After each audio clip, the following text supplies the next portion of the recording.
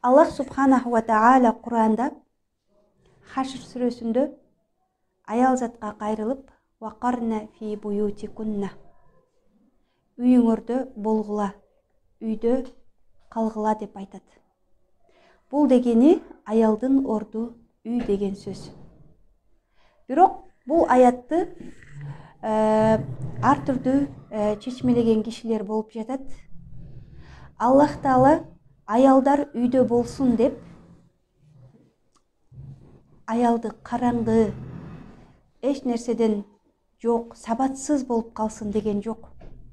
Аялдын орду үй дегени бул доктордун орду оорукана, чебердин орду цех, мугалимдин орду мектеп деген сыяктуу эле.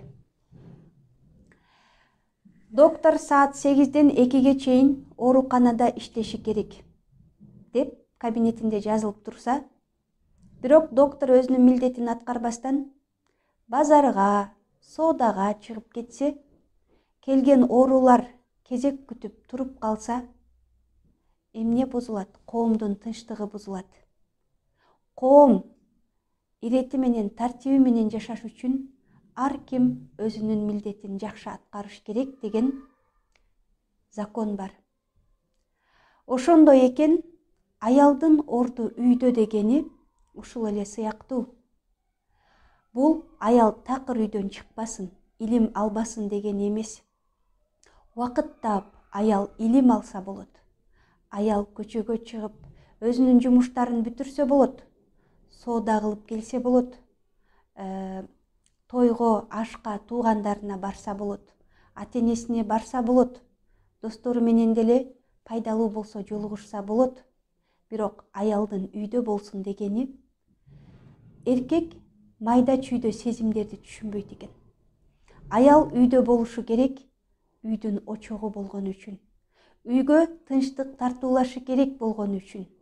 Себеби балдар көчөнөн ар кандай абалда келишет. Бирөөсү бирөөнүн токмок жеп келиши мүмкүн. Бирөө каттуу сөз угуп келиши мүмкүн. Кыздарыбыз, бойго жеткен кыздар сырттан мээрим издеп, мээрим таба албай чөгүп келиши мүмкүн. Ошондой учурда тосуп алган, жакшы насаатын айта алган, бооруна кыса алган, бала кызын башынан сылай алган эненин үйдө болуп турушу бул эң жакшы эмеспи? Коомубуз ушунда бүтүн болот эмеспи?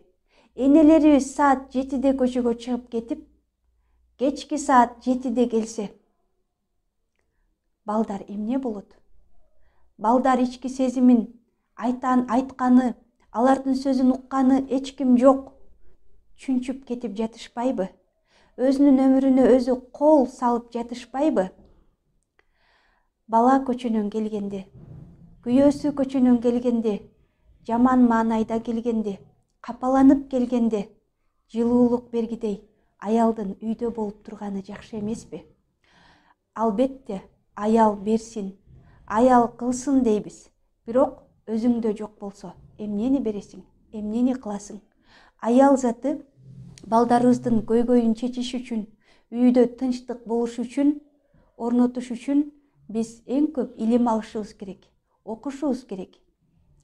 Болгону үйдөгү милдеттерибизди аткарып, балдарыбызды тынчтандырып, күйөөлөрүбүзгө күч, дем берип, калган учурда жетишсек, калган иштер менен алек болсок болот.